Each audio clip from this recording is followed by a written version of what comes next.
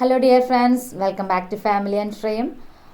അപ്പോൾ എല്ലാവരും മഴയൊക്കെയാണ്, എല്ലാവരും സുഖമായിട്ടും സേഫായിട്ട് ഇരിക്കുന്നതെന്ന് വിചാരിക്കുന്നു. അപ്പോൾ നമുക്ക് ഇന്നത്തെ വീഡിയോ മഴയത്തൊക്കെ വളർത്താൻ പറ്റിയ, വളരെ ഈസി ആയിട്ട് വളർത്താൻ പറ്റിയ ഒരു അടിപൊളി പ്ലാന്റിനെ കുറിച്ചുള്ള വിശേഷങ്ങളാണ്. അതിൻ്റെ കെയറിങ്ങും ടിപ്സും കാര്യങ്ങളൊക്കെയാണ്. അപ്പോൾ ഇതാണ് നമ്മുടെ പ്ലാന്റിൻ്റെ കറക്റ്റ് നെയിം എനിക്കറിയില്ല. ഞാൻ ഗൂഗിൾ ചെയ്തപ്പോൾ ഷട്ടർ സ്റ്റോക്ക് എന്നാണ് ഈ പ്ലാന്റിൻ്റെ പേര് കണ്ടത്. നമ്മുടെ പെഡിലാന്തസിൻ്റെ ഒരു വിഭാഗത്തിൽപ്പെട്ട ഒരു പ്ലാന്റാണ്. അതിൻ്റെ ലീഫിൻ്റെ സ്ട്രക്ചറും ഒക്കെ അതുപോലെ പെഡിലാന്തസിൻ്റെ പോലെയാണ്.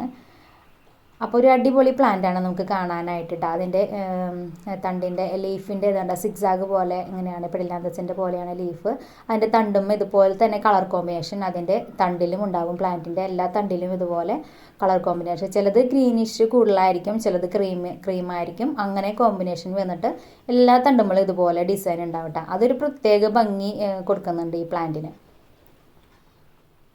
പിന്നെ ഈ പ്ലാന്റിൻ്റെ തണ്ടിനൊക്കെ കനം കൂടുതലായിരിക്കും. അപ്പോൾ പെട്ടെന്ന് വെയിറ്റ് കൂടിയിട്ട് നമുക്ക് പ്ലാന്റിൽ നിന്ന് മടങ്ങി ഇങ്ങനെ താഴത്തോട്ട് വീണെടുക്കാനുള്ള, തൂങ്ങിക്കിടക്കാനുള്ള സാധ്യതയുണ്ട് കേട്ടോ.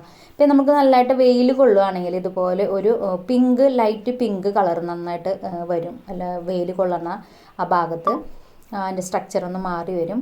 അപ്പം നമ്മുടെ ഇതിന് തണ്ടിന് കനം കൂടുതലായതുകൊണ്ട് തന്നെ നമ്മൾ അതിനൊരു സപ്പോർട്ട് കൊടുത്ത് നിർത്തണം കേട്ടോ. പിന്നെ ഈ പ്ലാന്റിൻ്റെ ഒരു പ്രത്യേകത എന്ന് പറഞ്ഞാൽ 3 ടൈപ്പ് ലീഫാണ് കേട്ടോ ഈ പ്ലാന്റിൽ കണ്ടുവരുന്നത്. ഒന്ന് ഇതുപോലെ ഗ്രീനും ക്രീമും ചേർന്ന നല്ലൊരു കോമ്പിനേഷനായിട്ട് വരുന്നത്. പിന്നെ അത് തന്നെ ഗ്രീൻ തന്നെ ലീഫായിട്ട് വരുന്ന ഒരു ഇതുണ്ട്. പിന്നെ ഗ്രീൻ കൂടുതലായിട്ട് ക്രീം കുറച്ച് ടെക്സ്ചറായിട്ട് വരുന്ന, അങ്ങനെ 3 ടൈപ്പ് ഇതാണ് കേട്ടോ ഈ പ്ലാന്റിൽ നമുക്ക് കാണാൻ കഴിയുന്നത്. അതാണ് ഈ പ്ലാന്റിനെ എനിക്ക് കുറച്ചും കൂടി മറ്റേ പ്ലാന്റിൽ നിന്ന് വെറൈറ്റി ആയിട്ട് കിട്ടാനായിട്ട് കാരണം. അപ്പോൾ ഞാൻ ആ ഗ്രീൻ വരുന്ന തണ്ടെടുത്ത് മുറിച്ച് പ്രൊപ്പഗേറ്റ് ചെയ്ത് എടുത്താണിത്. പക്ഷേ ഇതിൽ നോക്കൂ, ഇതിലും നമുക്ക് ആ കോമ്പിനേഷൻ, ആ സ്ട്രക്ചർ വന്നിട്ടുണ്ട്. ഗ്രീൻ കൂടുതലായിട്ട് വന്നിട്ടുണ്ടെങ്കിലും കൂടിയിട്ട് ആഡ് ചെയ്യുന്നത് ക്രീം കളറിൽ വന്നിട്ട് നമുക്ക് ആ ക്രീമും ഗ്രീനും ചേർന്ന ടെക്സ്ചറായിട്ടുള്ള പ്ലാന്റ് ഇത് വന്നിട്ടുണ്ട്. അപ്പോൾ എനിക്ക് മനസ്സിലായി അത് പ്ലാന്റിൻ്റെ സ്ട്രക്ചർ അങ്ങനെയാണ്, അല്ലാതെ അതിങ്ങനെ വന്നതല്ല. അത് അങ്ങനെയാണ് അതിൻ്റെ ഒരു സ്ട്രക്ചർ എന്ന് എനിക്ക് മനസ്സിലായി. അത് ക്രീം തന്നെ എടുത്ത് ഞാൻ കുത്തി നോക്കി. അപ്പോഴും ഇതുപോലെ അതിൽ നിന്ന് നമുക്ക് ഗ്രീൻ കളറ് പ്ലെയിൻ ആയിട്ടുള്ള ലീഫ് തണ്ടും വന്നിട്ട് അതിൽ നിന്ന് വന്നിട്ടുണ്ട് കേട്ടോ.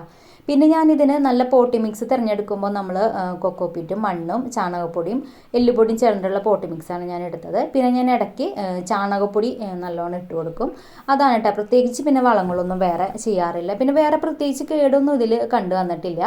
പിന്നെ സൺലൈറ്റ് നന്നായിട്ട് കിട്ടിയാലാണ് അതിൻ്റെ ലീഫിൻ്റെ സ്ട്രക്ചർ നന്നായിട്ട് നമുക്ക് വരുള്ളൂ. അതിന് ലീഫിൻ്റെ കളറും അതൊക്കെ നന്നായിട്ട് വരണമെങ്കിൽ നമുക്ക് സൺലൈറ്റ് നന്നായിട്ട് കിട്ടണം. പിന്നെ വെള്ളത്തിൻ്റെ കാര്യം പറയുകയാണെങ്കിൽ മഴയത്തിരിക്കുകയാണെങ്കിൽ നമുക്ക് യാതൊരു കുഴപ്പമൊന്നുമില്ല. പെട്ടെന്ന് അങ്ങനെ ചീഞ്ഞു പോവുകയോ അങ്ങനെയൊന്നുമില്ല. വെള്ളം പോട്ടിൽ കെട്ടിക്കിടക്കാതിരുന്നാൽ മതി കേട്ടോ. അപ്പം നല്ലോണം വെയിൽ കിട്ടിയാലും വെള്ളം കിട്ടിയാലും ഒന്നും ഒരു പ്രശ്നമില്ലാത്ത ചെടിയാണ്. അപ്പോൾ ഇതുപോലെ ഞാൻ പറഞ്ഞല്ലോ, തണ്ടിന് കനം കൂടുതലായതുകൊണ്ട് നമുക്കൊരു കമ്പ് കൊടുത്ത് വലുതായി വരികയാണെങ്കിൽ നമുക്കൊരു കമ്പ് കൊടുത്തൊന്ന് സപ്പോർട്ട് ചെയ്ത് കൊടുക്കണം. ഞാനിപ്പോൾ ഒരു കമ്പ് വെച്ച് വള്ളി വെച്ച് കെട്ടിയിട്ടുണ്ട്. അല്ലെങ്കിൽ നമുക്കതിന് ബുഷായിട്ട് നിർത്തണമെങ്കിൽ നമ്മൾ അധികം വലുതാവാതെ ഇങ്ങനെ ചെറുതായിട്ട് ഇങ്ങനെ വെട്ടി നിർത്തിയാൽ മതി.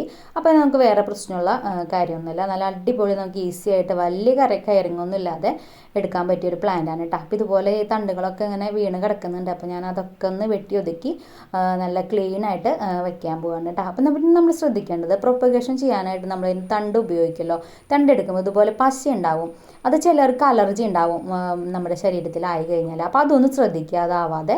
അപ്പോൾ ഇത്രയൊക്കെ ശ്രദ്ധിച്ചു കഴിഞ്ഞാൽ നമുക്ക് അടിപൊളിയായിട്ട് വളർത്താൻ പറ്റിയ ഒരു പ്ലാന്റാണ് നമ്മുടെ ഷട്ടർ സ്റ്റോക്ക് പെഡിലാന്തസ് വിഭാഗത്തിൽ പെട്ടത്. അപ്പോൾ ഇത്രയേ ഉള്ളൂ ഇതിൻ്റെ കെയറിങ്ങും കാര്യങ്ങളും ഒക്കെ ആയിട്ട്. അപ്പോൾ നിങ്ങൾക്ക് എൻ്റെ വീഡിയോ ഇഷ്ടമാവണമെങ്കിൽ എന്നെ ഒന്ന് സപ്പോർട്ട് ചെയ്യണം.